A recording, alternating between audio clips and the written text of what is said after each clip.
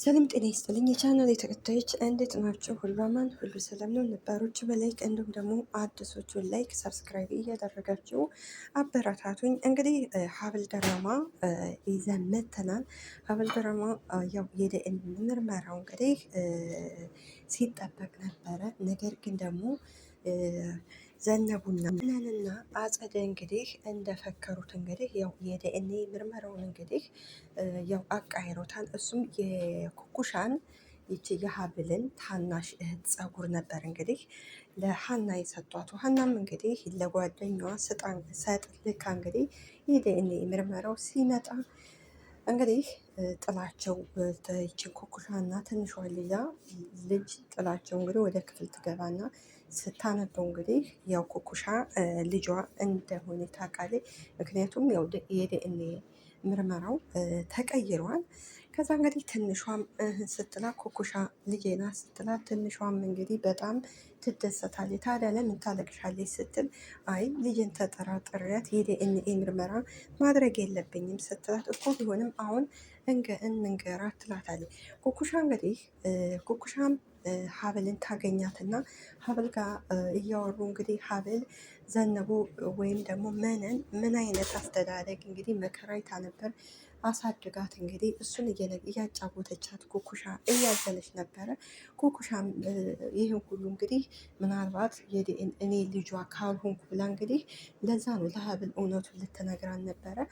ከዛ ሀብልም ለምንድን ነው የፈለግሽን ስትል አይ እኔ እንኳን ዝም ብዬ ነው ላወራሽ ፈልጌ ነው ትላታለች። እንግዲህ የወደ ወዳቸውን አውርተው ይሄዳሉ። ሌላው እንግዲህ አጸደና መነን አሁን ላይ እንግዲህ አልተስማሙም። አጸደም እንግዲህ ይቺ መነንም አጸደን እንግዲህ በጥፊ ነበር የምታየው። ሁለት ሌባ እንግዲህ በእርግጥ አንድ ቀን ሚስጥራቸው የሚጋለጡ ምንድነው ያው በገንዘብ ይጣላሉ። እንግዲህ አጸደ እንደምታዩት እንግዲህ እንኳን ለመነን ለወንድሟ እንኳን አልሆነችም። ምክንያቱም ወንድሟ እንግዲህ ኢዝራን ለብዙ ዓመት እንግዲህ ልጅ ነው ብሎ ያሳደገውን እንግዲህ አባትህ ቤተሰቦችህ አይደሉም እንዲሁም ደግሞ የመርሲ እናት ስትጠላ እኮ የነበረው ልጇ ስላልሆንክ ነው ስትለው እንግዲህ በጣም በሱ ተናዶ ነበረ። እንዲሁም መርሲ ደግሞ ይችን አጸደን ለምንድን ነው የተናገርሽው ብላ እንግዲህ ተቆጥታን ነበር። እና ምን ለማለት ፈልጌ ነው አጸደ የወንድሟ ሚስጥር ያልደበቀኝ የዚችኛዋን ልትደብቅ አትችልም።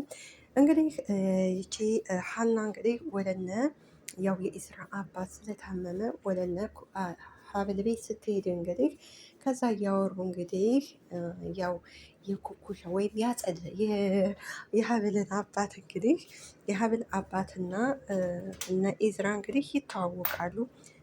ሲያወሩ ድምጡን ስትሰማው እንግዲህ ሰውነቷ እየተንቀጠቀጠ ወደ ውጭ ትወጣለች። ምን ሆና ነው ብለው እነሱ ከዛ በኋላ እንግዲህ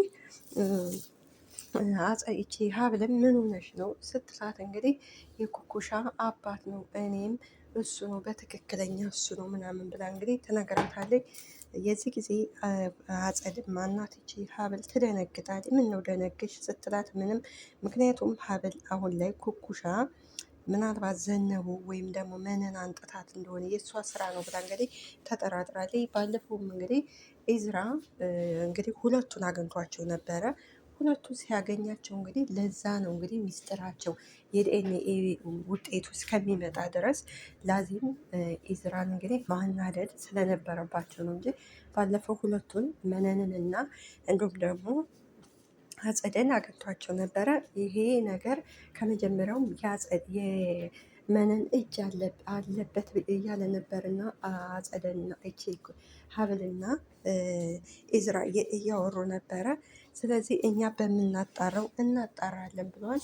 እንግዲህ አሁን ላይ ምናልባት ሀብል ከተጠራጠረች እንግዲህ ወይንም ደግሞ እሷ ልጅሽ አይደለችም ትክክለኛዋ ልጅሽ እኔ ነኝ ብላ የዲኤንኤ ምርመራ እንግዲህ ድጋሜ ሊሰራ ይችላል።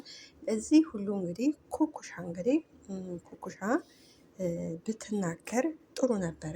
ሌላው ደግሞ እንግዲህ እንደ አጋጣሚ እንግዲህ ያው አባቷን ልበለው እንጂ መቼም የወይዘሮ ሀና የድሮ ባሏ ወይም ደግሞ ፍቅረኛዋ እንግዲህ እንደ አጋጣሚ ኩኩሻ ጋር መንገድ ይገናኛሉ። በዛ ምክንያት እንግዲህ እሱም እንግዲህ ተዋደዋል።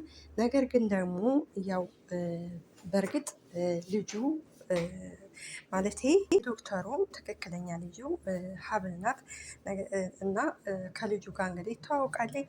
ሀብል እንግዲህ የዶክተሩ መድኃኒት ልኮልት ስለነበር እንግዲህ ስትቀበለው ያው የዶክተር ልጅ ነኝ ሲላት እንግዲህ ሀብል ደንግጣ ነበር። ምክንያቱም ሀብል ወንድም ስላገኘች አሁን ላይ ያው በጣም ደስ ብሏል እና ሀብል የደነገጠችበት ምክንያት ወንድም ስላገኘች ነው። ያው ሚስጥሩ ሊዘገይ ይችላል። ነገር ግን ደግሞ አንድ ቀን እውነቱ ሲወጣ ሀብል እውነተኛ አባቷንና እናቷን ታገኛለች። ስለነበረ ቆይታ እናመሰግናለን። ላይክ ሰብስ